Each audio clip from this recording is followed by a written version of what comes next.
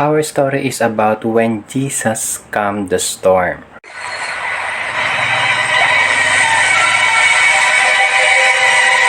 And as they were sailing, he fell asleep.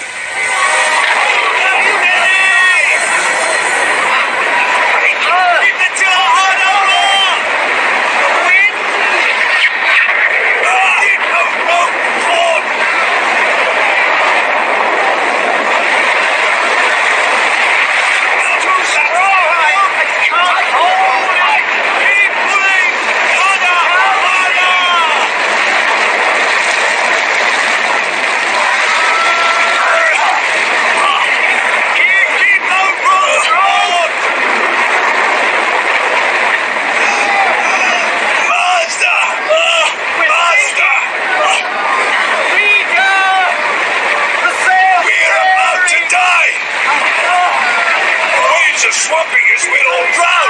Help us, Master!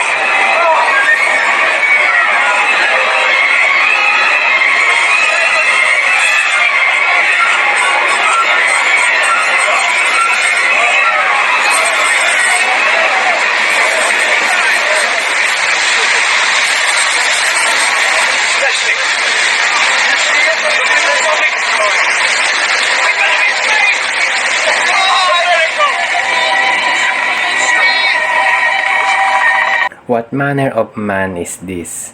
Bakit po ito ang napili kong title ng aking lesson?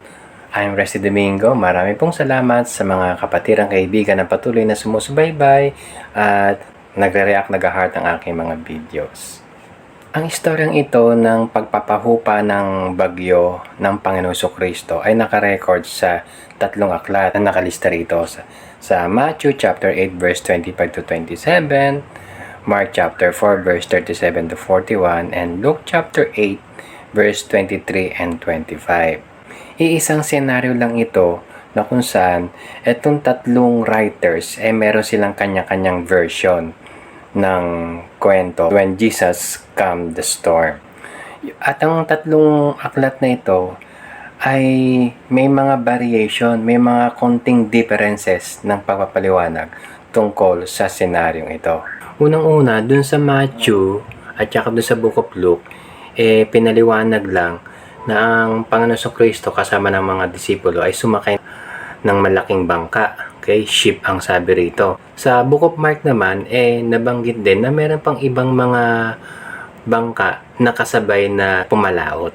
Nung nasa laot na sila, nakatulog ang Panginoong Jesus at nagkaroon ng bagyo, lumakas yung hangin, lumakas yung alon. Ang sabi sa Matthew chapter 8 verse 25, ginising siya tapos sinabi, Lord save us, we perish. And doon sa Book of Luke chapter 8 verse 24, ginising siya tapos ang sabi, Master, Master, we perish. So, kamukha din nung sa Book of Matthew. Doon naman sa Mark chapter 4 verse 38, nung ginising ang Panginoong Jesucristo, ang sabi, Master, carest thou that we perish? Dito medyo kine-question pa ang Panginoon. Parang pinapakita rito na walang pakialam ang Panginoon na mapahamak yung mga disipulo. Ibig sabihin, hindi lang isang disipulo yung nagsabi. Hindi lang isang disipulo yung gumising sa Panginoon at nagsabi. Okay? Kasi iba-iba yung statement. So, iba-ibang disipulo din yung nagsabi ng mga statement na ito. Okay? Bukod yung carest down, not that we perish, tsaka yung sinasabing Master, Master, we perish. At iba rin yung nagsabi ng Lord save us, we perish doon sa Book of Matthew. So, bumangon ng Panginoon, nirebuke niya, ibig sabihin, inutusan niya yung winds at tsaka yung dagat na pumayapa. So, pumayapa naman. Before and after, nagsalita ang Panginoon dito.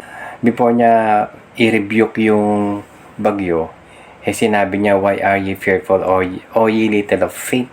Dun sa Matthew chapter 8 verse 26. And then sa Mark chapter 4 verse 39, inutusan niya na yung bagyo na huminto. Ang sabi niya, peace be still.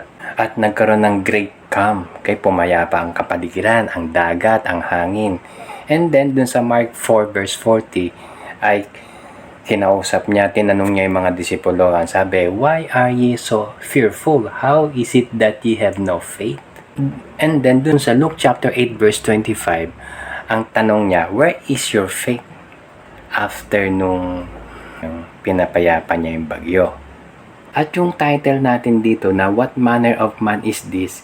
Pare-parehas itong statement na nabanggit ng mga apostol, ng mga disipulo sa tatlong aklat na ito. Dun sa Matthew chapter 8 verse 27, Mark chapter 4 verse 41, and Luke chapter 8 verse 25. Kaya yan ang title natin kasi dun sila nagtagpo, nagkapare-pareho na expression ng sinabi patungkol sa Panginoong Hesukristo. At this time, hindi pa kilala ng mga apostol ang tunay na persona ng Panginoong Hesukristo, na si Jesus ay Kristo, na si Jesus ay ang the Holy One of God, the Holy One of Israel, na siya ay anak ng Diyos o Diyos anak, na siya ang tagapagligtas na tutubos sa kasalanan ng sangkatauhan. Ang pagka-Diyos ng Panginoong Hesus ay unti-unting nahayag sa pamamagitan ng mga miracles. Okay? Katulad nito. Dito ay pinapakita na ang Panginoong Jesucristo ay omnipotent, na makapangyarihan siya, na kaya niyang utusan ang hangin at ang dagat na pumayapa. Okay? At wala nang iba pang persona ang may kaya niyang kundi ang Panginoong Diyos.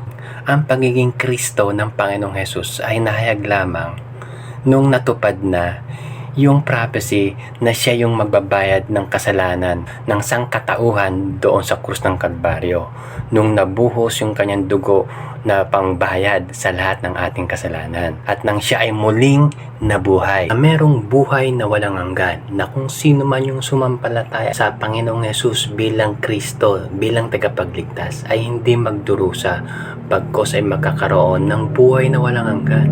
Sa panahon natin ngayon na meron ng Biblia na nagpapaliwanag lahat ng tungkol sa Panginoong Jesucristo bilang tagapagligtas. Subalit, marami pa ring taong hindi nakakilala, hindi sumasampalataya sa Panginoong Hesus. Kasi ang tunay na pagkakilala sa Panginoon ay yung ikaw ay magtitiwala sa Kanya, nasasampalataya ka ng buong puso na si Kristo namatay para sa iyo, na ikaw ay magsisisi ng kasalanan sa Diyos at ikaw ay sasampalataya sa Panginoon Jesucristo, ikaw ay maliligtas. So muli, dun sa mga kaibigan natin na hindi pa ligtas, ibig sabihin hindi mo pa talagang kilala ang Panginoon Jesucristo. Kinakailangan mong tumalikod sa iyong kasalanan, repent your sins toward God, and have faith in the Lord Jesus Christ, na siyang nagbayad ng lahat ng ating kasalanan doon sa krus ng Kalbaryo. Kaya tumawag ka lang sa Kanya at ikaw ay maliligtas. Maraming salamat sa inyong pagsubaybay. Hanggang sa muli sa panibagong topic nating pag-uusapan, pagpalain tayo ng ating Panginoon.